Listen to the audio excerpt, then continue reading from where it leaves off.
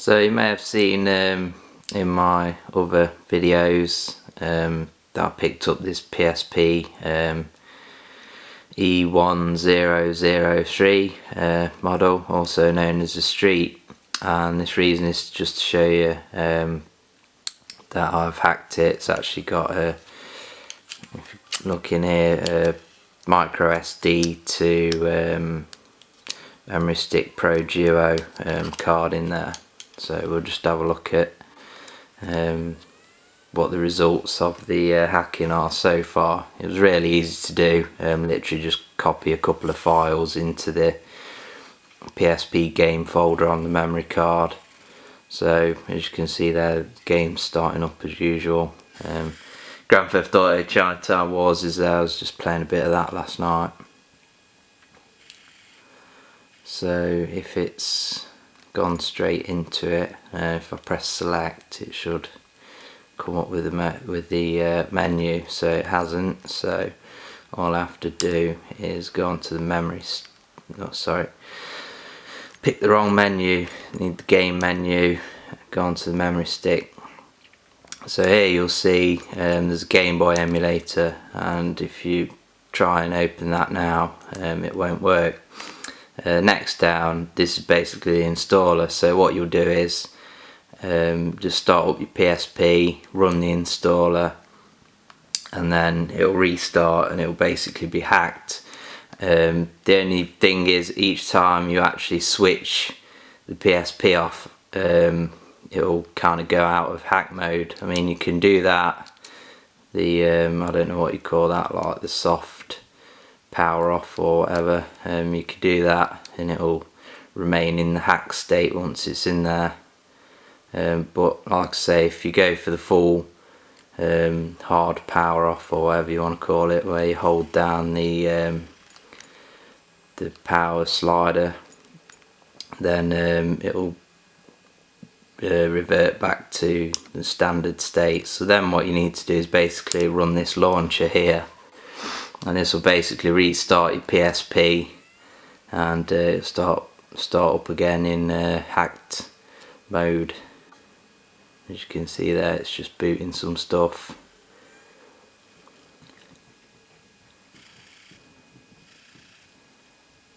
And if you press select, now you'll see there's another menu where you can change, like, you know, computer, clock settings,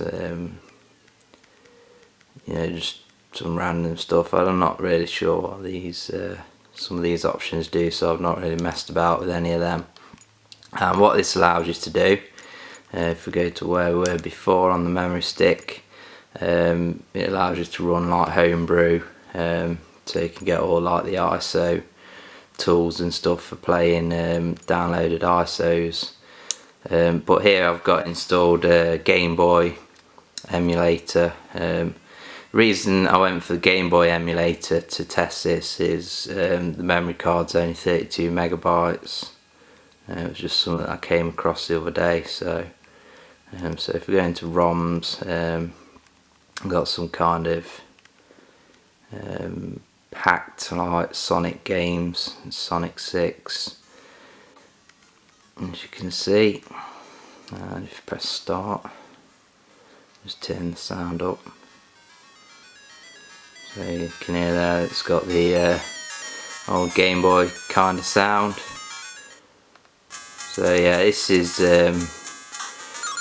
actually pretty shit. Obviously it's not an official Sonic game. I've actually played a Mega Drive version of this same game, I believe. But as you can see, running just as you'd kind of expect a Game Boy to run, so that's pretty cool. And then basically press your L button to get up the old menu, and you can go back to the ROM list. Then spot the old 7-Up dude. So yeah, I'm pretty happy with this. Yeah, just so easy to get it hacked and working. I've got to hunt down a larger memory card. I've got 2 gig in my phone that I could use, but what the hell? Oh, this is I don't know. That's a random some kind of spot puzzle game or something. Hey, I don't know, but yeah, overall very happy with it. And then obviously, let's say if you hold your power down and hold it back on, it takes me a while to get the hang of the PSP power up, power down options.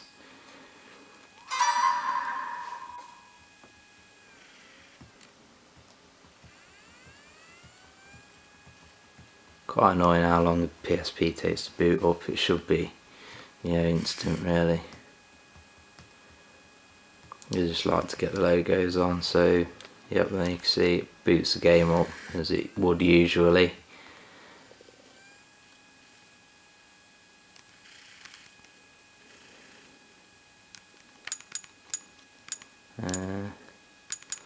And then the emulator won't work, so it's reverted back to the standard state.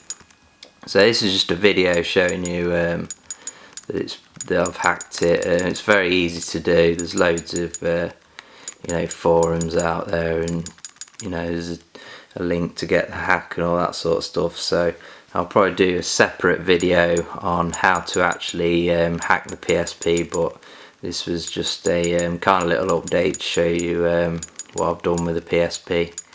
So more to come in the future, so stay tuned.